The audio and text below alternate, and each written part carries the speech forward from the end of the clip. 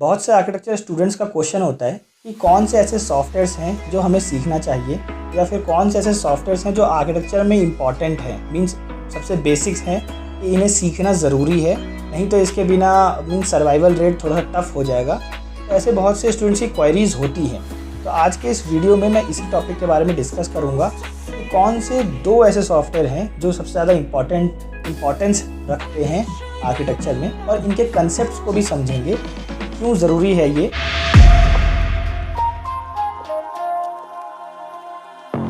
तो सबसे पहले मैं आपको उन दो सॉफ्टवेयर्स के नाम बता देता हूँ। तो जो पहला सॉफ्टवेयर है वो है इमेजिनेशन, और जो दूसरा सॉफ्टवेयर है वो है मार्केटिंग प्लस क्लाइंट से पैसे निकलवाना। अब ये क्यों इम्पॉर्टेंट है और इससे ज़्यादा कोई दूसरे सॉफ्टवेयर्स क्यों नहीं इम्पॉर्टेंस रखते हैं? उसका रीज़न ये है कि सबसे पहला, किसी भी बिल्डिंग को बनाने के लिए जब आपके पास कोई प्रोजेक्ट आता है तो सबसे पहला आपके माइंड में उसका पूरा थॉट प्रोसेस चलना चाहिए। उस बिल्डिंग को समझने के बाद उसका पूरा थॉट प्रोसेस समझना चाहिए। क्लाइंट के ब्रीफ को देखने के बाद या उनकी रिक्वायरमेंट्स को देखते हुए पूरा एक माइंड में एक विजुलाइज होना चाहिए, एक इमेजिन होनी चाहिए कि उनकी बिल्डिंग कैसे बनने वाली है, क्या क्या चीज़ें आपको करना है। तो सबसे पहले तो ये ज़रूरी है। और दूसरा सॉफ्टवेयर इसलिए इम्पॉर्टेंट है क्योंकि बहुत से आर्किटेक्ट ऐसे हैं जो काम तो कर देते हैं लेकिन क्लाइंट से पैसे नहीं निकलवा पाते, या फिर उनको काम आता तो है लेकिन वो क्लाइंट्स को नहीं ढूंढ पाते। तो मार्केटिंग बहुत ज़्यादा ज़रूरी है, और दूसरी चीज़ जो सबसे ज़्यादा ज़रूरी है वो है आपको क्लाइंट से पैसे निकलवाना।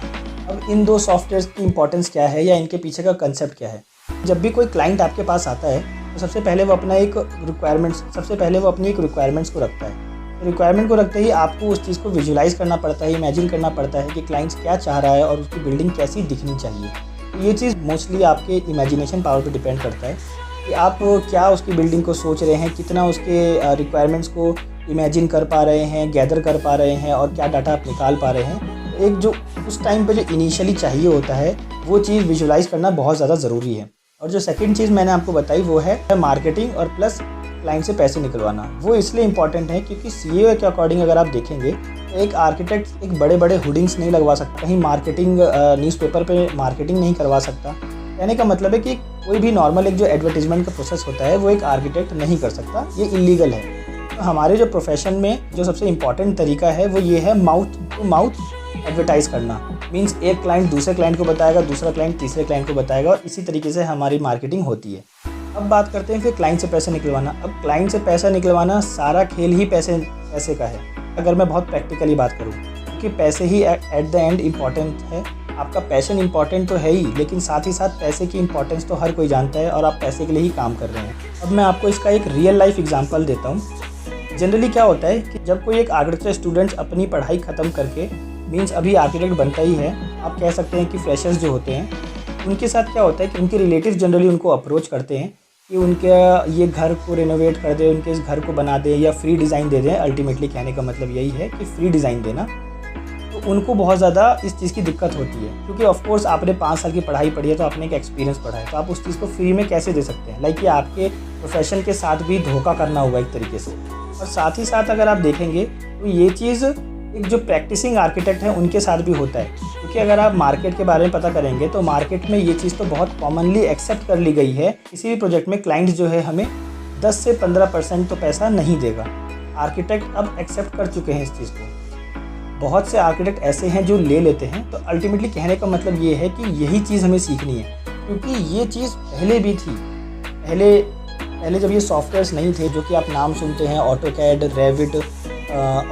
रेविट, स्केचअप, फोटोशॉप, ये सब आप जो नाम सुनते हैं ये पहले नहीं था। पहले ड्राफ्टिंग चलती थी, अब बीच में ये ट्रेंड हुए हैं, और आगे ऐसे ही सॉफ्टवेयर्स चलते रहेंगे, क्योंकि सॉफ्टवेयर्स आज हैं और कल नहीं रहेंगे, या माइट बी पॉसिबल कि इनका कोई कॉम्पिटिटर आ जाएगा।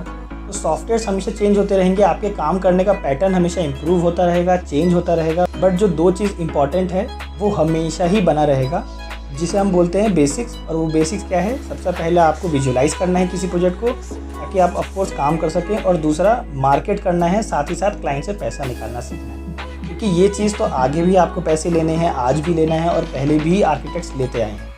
तो यही चीज़ें सीखनी होती हैं। बाकी ये जितने भी सॉफ्टवेयर्स हैं, जैसे कि ऑटोकैड, फोटोशॉप, ये जितने भी आप सॉफ्टवेयर्स जानते हैं जो आपको लगता है सीखना है, तो आप इनकी मार्केटिंग देखिए कि ये अपनी मार्केटिंग कितने अच्छे तरीके से कर रहे हैं कि आज 90% या 95% आर्किटेक्चर स्टूडेंट्स ये मान के बैठे हैं कि अगर उनको ये ऑटोकैड नहीं आता है तो वो आर्किटेक्ट नहीं है या मार्केट में उनको जॉब नहीं मिलेगी।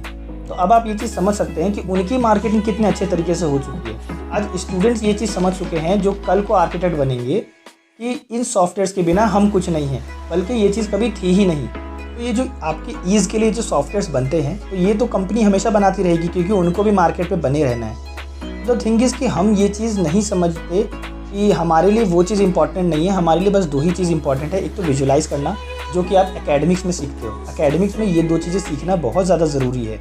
एक तो विजुलाइज करना कि आप कैसे कंसेप्ट पे वर्क करते हो, क्या थॉट प्रोसेस रखते हो, कैसे डिज़ाइन को क्रिएट किया जाता है, सबसे पहले कैसे विजुलाइज किया जाता है, और दूसरी इंपॉर्टेंस रखता है कि क्लाइंट से कैसे पैसे लें। क्योंकि जैसे कि मैंने आपको बताया कि बिज़नेस में तो ये चल रहा है सिनारियो कि 10 से 15% जो है वो आर्किटेक्ट को पैसे जनरली नहीं मिलते हैं। जॉब में भी सेम यही सिनारियो है। अगर मैं इस पेंडेमिक सिचुएशन को हटा के बात करूं, क्योंकि पेंडेमिक सिचुएशन में ये चीज़ थोड़ा सा वर्स्ट केस में चली गई है, ये चीज़ थोड़ा ज़्यादा होने लग गई है, लेकिन इससे पहले जो चीज़ चलती आ रही है वो मैं आपको बता दूं ताकि आपको एक एग्जांपल रिलेट कर पाएँ। जो लोग जॉब में जाते हैं, जो आर्किटेक्ट्स जॉब कर रहे हैं, उनको उनके प्रिंसिपल आर्किटेक्ट्स 1 महीने की, 2 महीने की, 3 महीने की सैलरी रोक के रखते हैं, या फिर आप कह सकते हैं कि लेट पेमेंट करते हैं। तो वो भी तो एज ए आपके क्लाइंट ही हुए, क्योंकि आपको तो उनसे पैसे चाहिए और उनको अपने क्लाइंट से चाहिए। तो चीज़ें हमेशा ऐसा ही रन करती हैं। आप चाहे जॉब में जाइए, चाहे वो प्राइवेट हो या गवर्नमेंट हो, या फिर आप जाइए बिज़नेस में, इन सारी जगह पर पैसा आपको चाहिए, विजुअलाइजेशन पावर आपको चाहिए। तो ये सॉफ्टवेयर सबसे ज़्यादा इम्पॉर्टेंट है जो कि आपको सीखना चाहिए। इसके अलावा जो भी सॉफ्टवेयर है वो आज होगा, कल नहीं होगा। जैसे कि कुछ टाइम पहले रेविट कोई नहीं जानता था, लेकिन अब रेविट ने अपनी मार्केटिंग इतने अच्छे से कर ली है, क्योंकि रेविट का पहले कोई नाम था पर्टिकुलर, लेकिन उसके बाद उसको ऑटोडेस्क ने ख़रीद लिया। उसके बाद उसकी मार्केटिंग इतने अच्छे से की कि आज हर कोई मार्केट में उसको यूज़ करने लग गया है। तो कहने का मतलब है वो तो अपनी मार्केटिंग कर रहे हैं, आपको भी करना ज़रूरी है। और ये बहुत प्रैक्टिकल है गाइज, मैं आपको बहुत प्रैक्टिकल सॉल्यूशन दे रहा हूँ कि कौन से सॉफ्टवेयर सीखने चाहिए। क्योंकि मैं आपको बताऊँ, आज की डेट में जो 3D की सबसे ज़्यादा गंदी इमेजिनेशन बनी हुई है ना, उससे ज़्यादा किसी चीज़ की नहीं है। लोग 5-5 साल का कोर्स करके 3D सॉफ्टवेयर बैठ के सीख रहे हैं। क्यों? ताकि उनके मार्केट में जॉब लग जाए। अब गाइस ये बहुत बड़ा एक आप कह सकते हैं कि एक लूप होल है एक आर्किटेक्चर में, कि हम 3D की तरफ ज़्यादा ध्यान दे रहे हैं कि हमें कौन सा सॉफ्टवेयर सीखें, कौन सा 3D सॉफ्टवेयर सीखें। रोज़ मार्केट में एक नया सॉफ्टवेयर आ रहा है, हम रोज़ नया सीखने में लगे हुए हैं। तो आप इन चीज़ों के पीछे जब तक भागते रहेंगे, इनकी मार्केटिंग होती रहेगी जो ये सॉफ्टवेयर बना रहे हैं। तो गाइस सॉफ्टवेयर के पीछे भी कंसेप्ट समझिए। आपने नोटिस किया होगा कि आप कोई भी सॉफ्टवेयर को, ऑटोकैड, फोटोशॉप, किसी भी सॉफ्टवेयर को आप एक खुद से आप डाउनलोड कर सकते हैं। वो भी फुल वर्जन तक डाउनलोड कर सकते हैं, क्रैक फाइल लेके या फिर सीरियल की लेके। तो क्या आपको क्या लगता है कि ये सारी जो चीज़ें हैं ये क्या कंपनी नहीं जानती?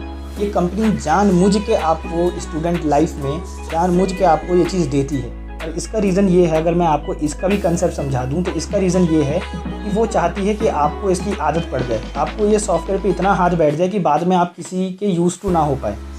उसके बाद क्या होता है, आप कोशिश कीजिए, उसके बाद ना आप खुद का फर्म खोल के देखिए।